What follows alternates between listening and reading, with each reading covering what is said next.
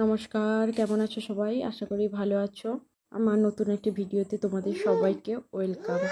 চলুন আজ তাহলে একটি নতুন রান্না করা যাক।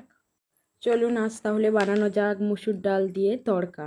তো তেমন কিছু খাটাখাটনি নেই এই রান্নাতে। প্রথমে মুসুর ডালগুলোকে ধুয়ে ভালোভাবে সেদ্ধ করে নেব। আধা ভাঙা করে সেদ্ধ করব, পুরো একদম গলিয়ে সেদ্ধ করব না।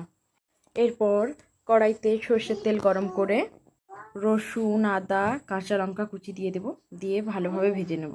এবং একটি শুকনো লঙ্কাও কেটে দিয়েছি, দিয়ে ভালোভাবে ভেজে নেওয়ার পর একটা পেঁয়াজ কুচি দিয়ে দেব। পেঁয়াজ কুচি দিয়ে ভালোভাবে ভেজে নেব।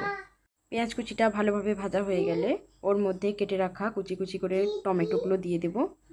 টমেটোগুলো দিয়ে ভালোভাবে ভেজে নেব। টমেটোটা ভালোভাবে ভাজা হয়ে গেলে ওর মধ্যে পরিমাণ মতন হলুদের গুঁড়ো এবং লঙ্কার গুঁড়ো দিয়ে দেব। দিয়ে ভালোভাবে ভেজে নেব মশলার কাঁচা গন্ধটা চলে যাওয়া পর্যন্ত।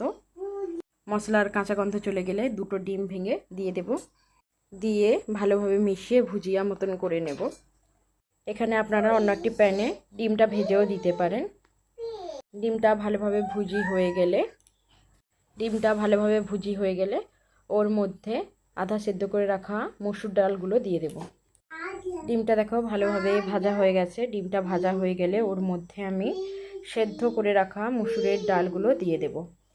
সেদ্ধ করে রাখা মুসুরের ডালগুলো দিয়ে ভালোভাবে মিশিয়ে নিয়ে আমি ভালোভাবে ফুটিয়ে নেব। আপনারা চাইলে এর মধ্যে অল্প একটু চিনিও যোগ করতে পারেন, কিংবা শুকনো লঙ্কার গুঁড়োও যোগ করতে পারেন। ডালটা ভালোভাবে ফুটে গেলে ওর মধ্যে আমি কসুরি মেথি দিয়ে দেব। কসুরি মেথি দিয়ে ভালোভাবে ফুটিয়ে নেব। একবার ফোটানো হয়ে গেলে নামিয়ে নিলে তৈরি আমাদের মসুর ডাল দিয়ে তড়কা।